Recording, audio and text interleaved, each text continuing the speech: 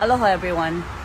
Last night I attended the neighborhood board meeting for Honokai Hale, Kapolei Makakilo, and a question was asked to the representative case office about FEMA using funds to stay at $1,000 hotels at the Marriott and other hotels. And the representative did not know. That was the first time he was made aware.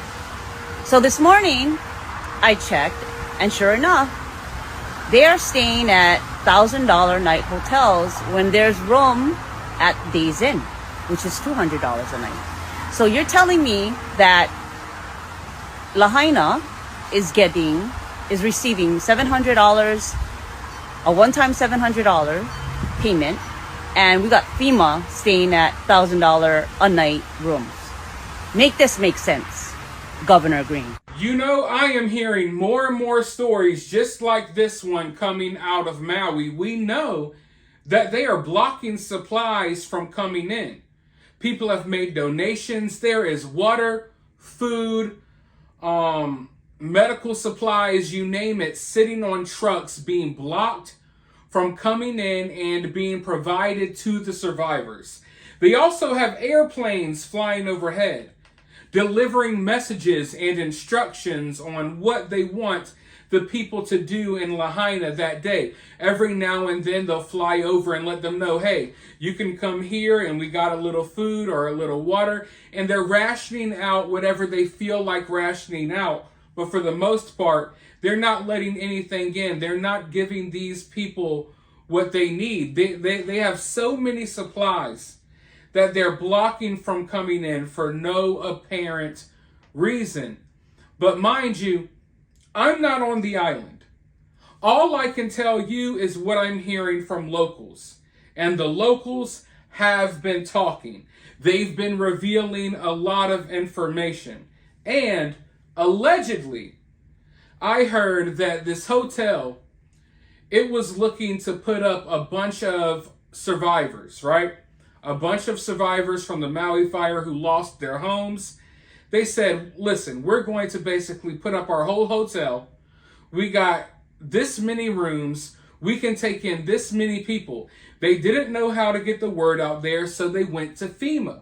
Now, this is what allegedly went down. FEMA told them, hey, we're going to put our workers in your hotel, and we'll figure out what to do with the survivors who are out of a home. So this is not the first I've heard of things like this happening. Basically, these people are staying at $1,000 a night resorts. They're staying at very nice hotels, and I don't have a problem with where they're staying, but when you think about the money that is being spent to put these people up in these nice hotels, when that money could be spread around, for the people who lost everything, that's when it, becomes very frustrating. Like she said, there's cheaper hotels in the area. There's so many of them, yet they're putting these people up in these expensive hotel rooms. And from what people are saying, they're basically even taking opportunities away from survivors who lost everything. They're stepping in because they're the middleman in the process. And they're basically like, okay, yeah, you want to donate this? It may or may not get to these people.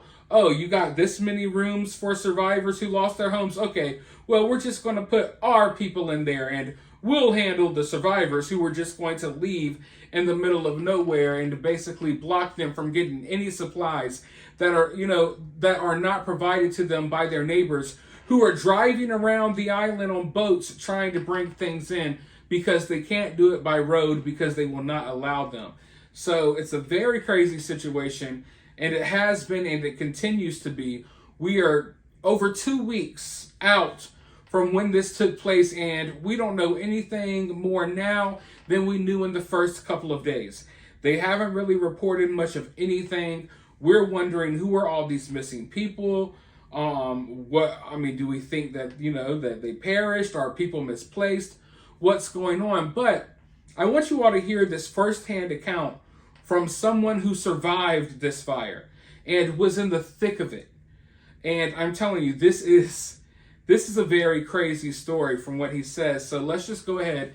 We're going to tune into this clip, and then I'll be back with more thoughts. It was a firestorm. I know, but There was tornadoes of ash the size of charcoal from a barbecue, like being thrown by baseball players. I'm ducking behind walls. I had to kick in the door at Bubba Gump's to get out of it because I was getting pounded. yeah. And then Bubba Gump started on fire, and I'm running down Front Street, and the wall, there's like 80 people, and the ocean was on fire. Firefighter told me because the first layer of ash causes a seal. And then the next layer of ash was all the embers. So the tide line was on fire, and I had to jump through the water I don't know what I'm and come up through the fire, and 80 people, they were on the wall, everybody started jumping in. Coast Guard was out there grabbing people, and I was like, no, I'm good. I was born in the water.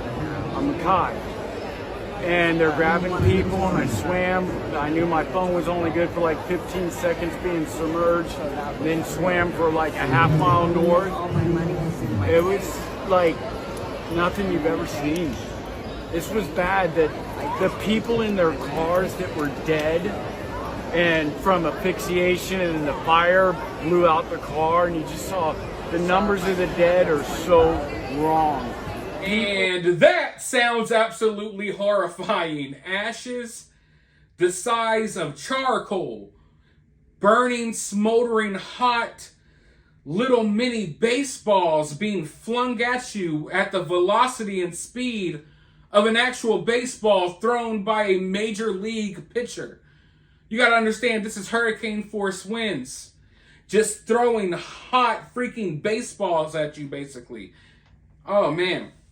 I am so thankful that I was not trapped in that situation. And I feel so horrible for everyone that was. You know, that clip just gives you a little more insight about what it must have been like being in the middle of things. He said he kicked in the door at freaking Bubba Gump's. For those of you all who don't know who Bubba Gump is, he's the guy from the Forrest Gump movie. You know, Forrest Gump's friend. He likes fried shrimp, boiled shrimp, shrimp cocktail, any kind of shrimp. And they got this restaurant called Bubba Gump's. That's, you know, named after Bubba Gump's from the Tom Hanks Forrest Gump movie. It's an okay restaurant.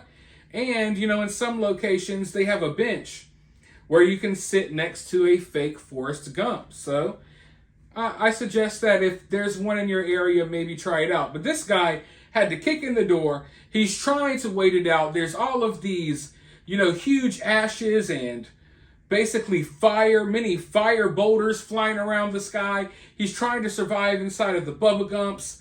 Bubba Gump's catches on fire, runs out into the ocean, and for what he said, swam like 1.5 miles. You know, a lot of people ain't going to survive through that. I don't know if I would survive through that. I'm an okay swimmer.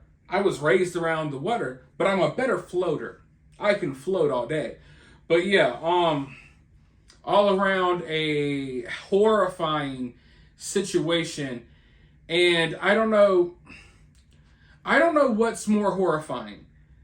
The flames being caught in the fire, or the realization after it's all over that these people and these agencies,